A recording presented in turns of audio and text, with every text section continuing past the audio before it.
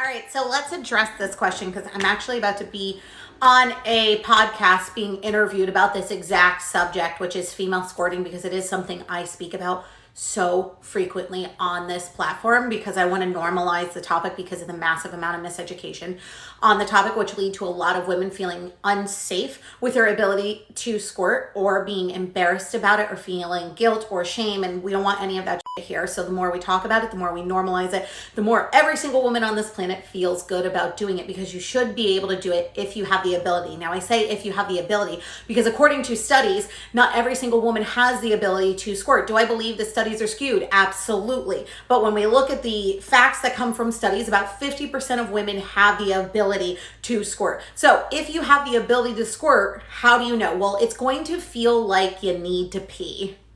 And don't worry, you don't have to pee. What that is squirting arousal liquid that is building up inside of your bladder that wants to be released. Yes, it's formed in your bladder. Yes, it's excreted through your urethra. No, it is not pee. It is an arousal fluid that has a containment of PSAs and fructose. So, is it safe in doing so? Absolutely. If you feel that release, or if you feel that pressure, like you have to pee, it is coming from some type of stimulation, typically to the vulva or the clit. It can happen through anal and nipple stimulation as well. It honest to God depends on the woman. Every single woman who can squirt is unique in their ability in how it is produced. Some women can do it clitorally, some women can do it vaginally, some can do both. It depends on the person. So how do you find out if you have the ability to? You feel that releasing of pee, continue that stimulation in whatever you are doing, and that is what is going to cause the liquid to be released. The next thing you're going to say to me is, well, Amanda, I can feel that release, but I still can't release. Why can't I release? Well, one of the reasons is you have to practice breathing techniques. When we are in a climactic state, and I was just talking about this on TikTok today, when we're in a climactic state, our breathing tends to get more rapid and more like hyperventilating, like this is not going to help you squirt, because what you're doing is you're putting your body into fight or flight because of your erratic breathing. What you want to do is you want to slow your breathing down. Practice inhaling through the nose, out the nose, inhaling through the nose, out through the mouth, whatever feels most comfortable to you. But what you have to do is regulate your nervous system to believe that it is safe in the activity in which you are doing, and so it doesn't put your body into fight or flight. So practice breathing. If you feel that pressure, like you have to release, start breathing, going.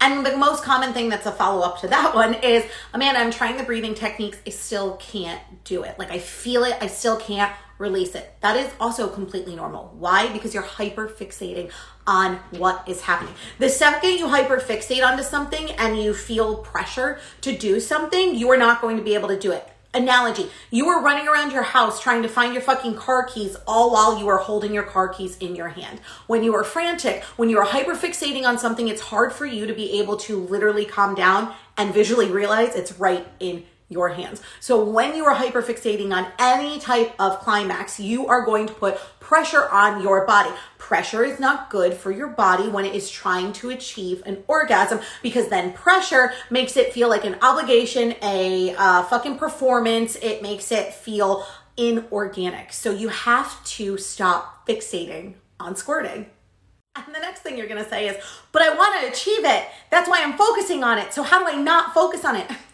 Girl, achieving squirting is not a fucking check mark on your to-do list. It is something that your body should feel into. Stop trying to apply logic. Stop trying to apply this to-do mentality with it. And it's more about just being with your body and being in the moment and sinking into the sensation and the feelings that you are feeling. So if you are doing this during solo play, which I highly suggest you explore your own body to figure out if you have the ability to during solo play, because you are never more safer, secure with yourself, but also go in with I know ladies, it's hard, no agenda.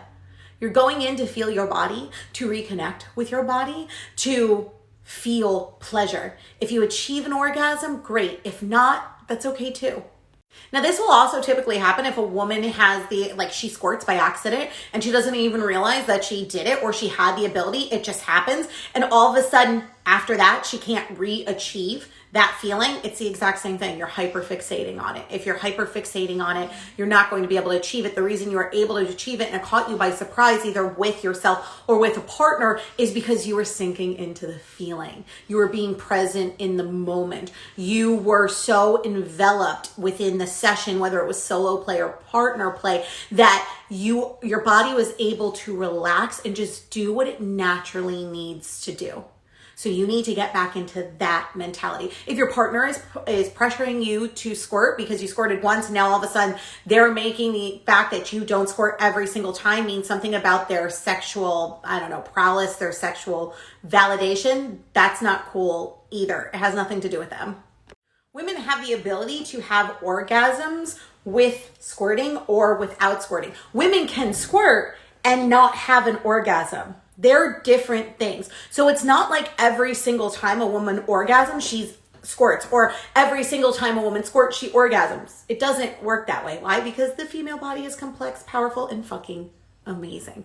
And so if your partner squirted once and then all of a sudden she's not squirting for the rest of the sessions, but she's saying she's having an orgasm, guess what? They're two different things. So it's okay. And once again, squirting, orgasms, pleasure is meant for you. And yes, if your partner is involved in it, that is great. Your partner should never be pressuring you to perform in any way, shape, or form when it comes to squirting and or sex. So if your partner is putting extra pressure on you because of the fact that you squirted once, you need to have that conversation with them to back off, because it's making it harder for you to do.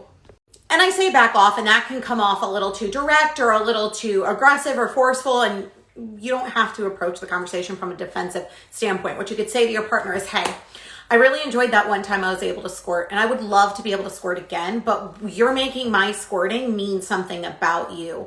And it doesn't. It gets to be mine, and it gets to be the pleasure that I feel. And if you constantly keep making it about you and making it to me need to be a performance or an act, I'm never going to be able to do that, because you're putting way too much pressure on me. It's just like if you turned to your partner and said, okay, well, you have to help me achieve an orgasm in 2 minutes. So get between my legs and start going. Your partner's going to choke because, no pun intended, but they're going to choke because that performance pressure is going to be too much for them to handle. So just have that conversation with your partner of like, lovingly, I need you to just take a step back from this and stop making it about you.